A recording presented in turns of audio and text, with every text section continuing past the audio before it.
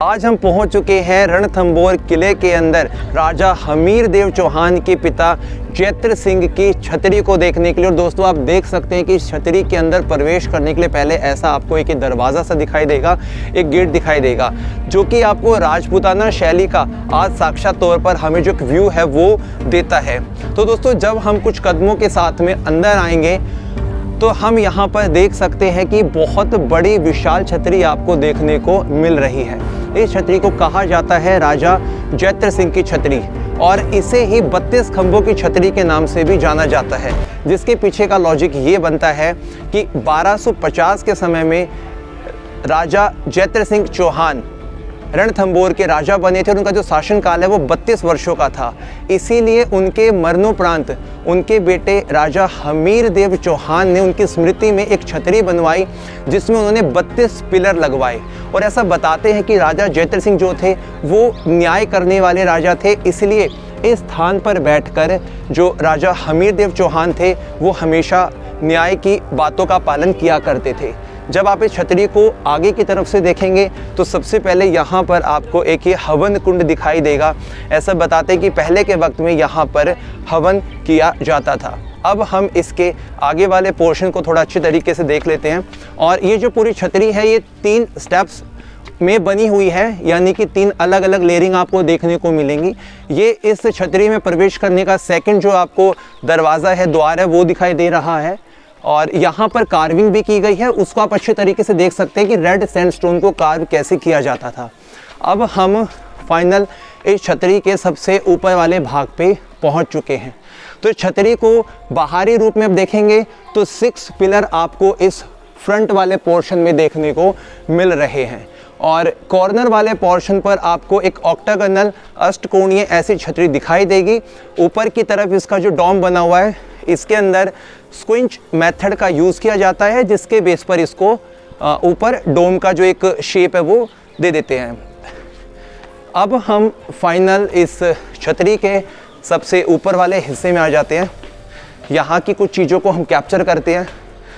आप नीचे की तरफ देखेंगे तो यहाँ पर स्टोन का वर्क किया गया है, जिसमें वाइट मार्बल आप देख सकते हैं। और इस सेंटर वाले पोर्शन में देखेंगे तो ब्लैक स्टोन भी आपको देखने को मिलेगा। और इसके साथ साथ में इसके ऊपर वाले पोर्शन को देखिए, जो एक टेंपल आपने देखे होंगे हमारे भारत के बड़े बड़े जो मंदिर हैं उनके अंदर इस प्रकार का जो शेप है वो दिया जाता है। ऊपर की तरफ एक झूमर जैसी फोम का बना हुआ स्टोन है, उसको सिंगल स्टोन को तराश कर इसको बनाया गया है। और यहाँ पर अपनी नज़र को थोड़ा सा घुमाइए, सामने की तरफ आपको कृष्ण भगवान की एक प्रतिमा दिखाई देगी। और पूरे इस वाले पोर्शन में आप देखेंगे तो आपको अलग अलग जो फ्लावर पोट्स होते हैं वो दिखाई देने वाले हैं। तो आप ऐसा समझ सकते हैं कि जो राजा चैत्र सिंह थे उनके स्मृति में उनके बेटे ने इस छतरी का निर्माण करवाया था। अगर हम सही तरीके से बात करते हैं तो राजा चैत्र सिंह के समय में ज़्यादा लड़ाइयों का जिक्र हम नहीं पढ़ते हैं, लेकिन जो उनके बेटे थे हमीरदेव चौहान, उनके समय में हमने इतिहास में उनके शासनकाल में 17 लड़ाइयों का जिक्र देखा भी या सुना भी है। तो इस पूरी छतरी से हम ये समझ सकते हैं कि राजा हमीरदेव चौहान अपने पिता के कितने प्रिय थे और उनकी याद में उन्होंने इस प्रकार की छतरी का निर्माण भी किया है।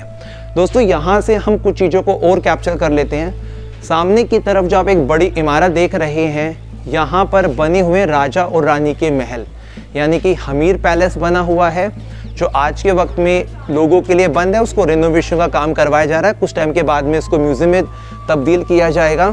और अब हम बात कर लेते हैं यहाँ पर बनी हुई सामने की एक दूसरी छतरी।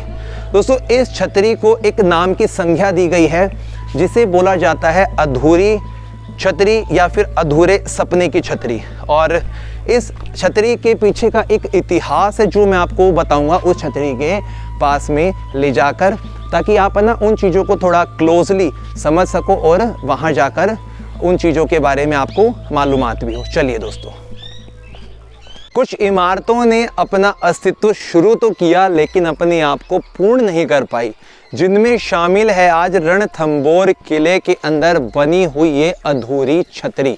दोस्तों आप सबसे पहले कुछ कदमों के साथ में इस बनने वाली भव्य छतरी को देख सकते हैं।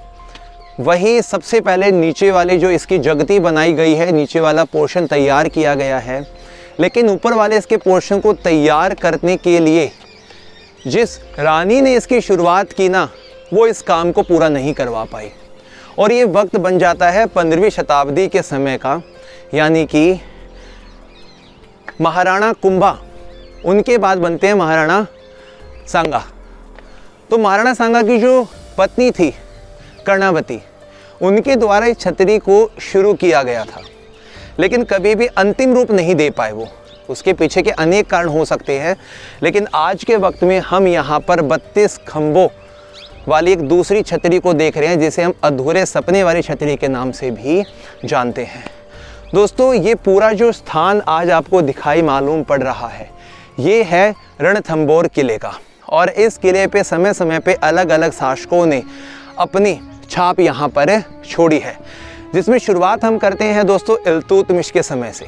उसके यदि हम थोड़ा आगे बढ़ते हैं तो यहाँ पर डंका बज जाता है चौहान शासकों का। उसके बाद यदि हम बात करते हैं दोस्तों अलाउद्दीन खिलजी की, फिर वक्त बदलता है, नया शासक आता है, यानी कि गुजरात के बहादुर शाह। ये वक्त आपका आ जाता है दोस्तों 1534 का। और 1534 से पहले महाराणा सांगा का भी इस किले की ज़मीन पर अपना शासन हो गया था।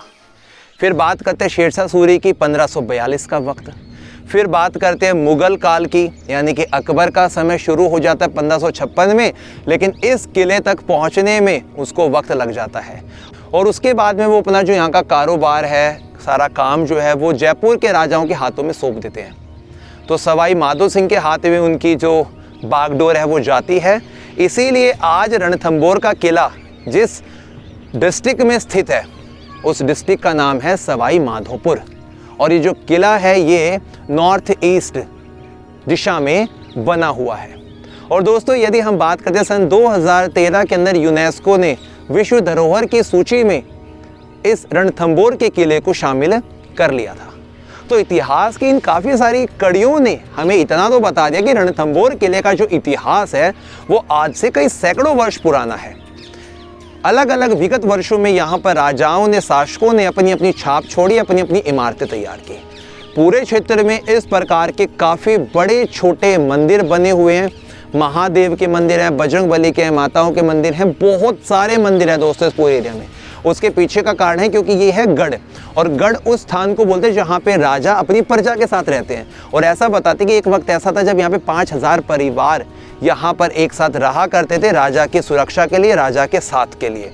तो अब आप लगा सकते हैं दोस्तों कि यहाँ पर कितनी सारी इमारतों की तामीर रखी गई होगी। अब दोस्तों, हम अपने शब्दों के साथ में इस वाली वीडियो को यहीं पर समाप्त करते हैं और देखते हैं कि आसपास हमें और क्या कुछ देखने को मिलेगा। तब तक के लिए जय हिंद, जय भारत।